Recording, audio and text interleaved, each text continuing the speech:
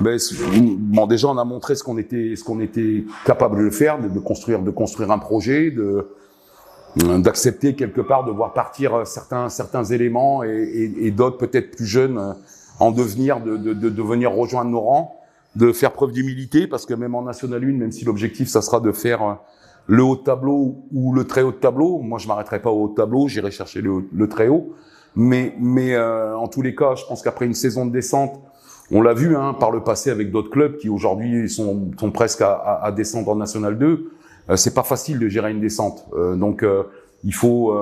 L'avantage c'est qu'on est dans la continuité malgré tout de travail parce que c'est le même coach et que il connaît le club, il connaît les choses. C'est le même assistant, il connaît le club, il connaît les choses. Et on va essayer de reconstruire le même type de projet avec des gens forcément et des personnalités différentes. Mais on va essayer de redorer le blason du club, on va essayer de refaire de Vrignot une place forte et un chaudron quasi imprenable. On va essayer de redonner du plaisir aux gens parce que même si je pense qu'ils en ont pris en Élite 2, mais malgré tout il y a eu beaucoup de défaites, donc réapprendre à gagner entre guillemets, mais ça se perd pas trop, ça c'est comme le vélo ou la conduite. On va rapidement au bout de 2 ou 3 victoires réapprendre à gagner.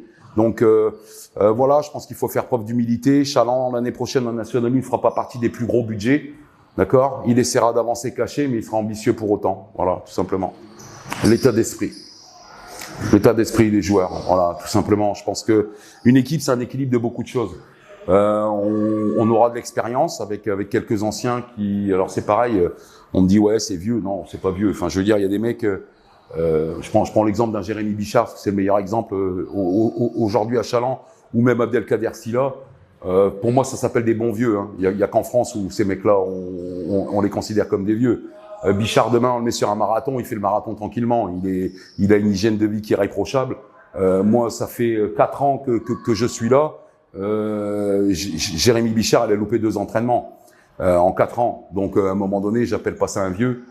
C'est un joueur d'expérience. Abdelkader Silla, mon expérience avec lui est beaucoup plus récente, mais je l'ai pas vu louper un entraînement de l'année. Donc voilà, ça c'est ce que j'appelle moi des bons vieux.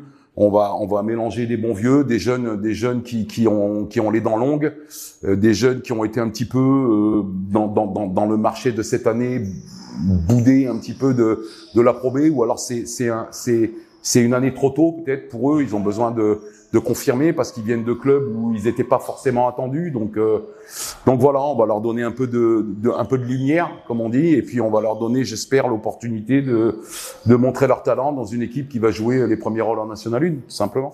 Ça va courir, ça va défendre et ça va jouer up tempo. Voilà, c'est très clair. C'est ma marque de fabrique et ça changera pas. Tout est négociable. Non négociable dans l'attitude, c'est une question qui est intéressante et à la fois qui est piégeuse, mais non, il n'y a pas de raison. L'avantage, c'est que j'ai eu pas mal de temps pour me concentrer sur les humains qu'on recrutait au-delà des joueurs de basket, que c'est des joueurs qu'on connaît. Il y a pas de raison que ça se passe mal avec cette future équipe. Le maillot sera toujours plus important que le reste, que le joueur. L'équipe sera toujours plus important que le joueur, mais j'ai pas de doute sur l'état d'esprit des joueurs qu'on a recrutés. Voilà, et je suis persuadé que c'est des joueurs qui vont rentrer dans ce molle équipe assez facilement. Après, il faut que la mayonnaise prenne entre tout le monde, il faut que les personnalités s'alignent, les caractères s'alignent, les steps se passent sur les joueurs en qui on a confiance. Il faut que les anciens trouvent leur place. Voilà, il faut que tout le monde trouve sa place pour que l'équipe soit le plus performant possible. Mais on va construire ça comme on a construit ça il y a depuis 2 ans et demi avant cette saison d'Élite 2. C'est-à-dire qu'on va faire pierre par pierre. Forcément, si on prend aujourd'hui, on va avoir 70% de nouveautés dans l'effectif. Aujourd'hui, comme je dis souvent, moi, et j'aime bien cette expression, aujourd'hui, on a un groupe. Et un groupe et une équipe, c'est pas la même chose.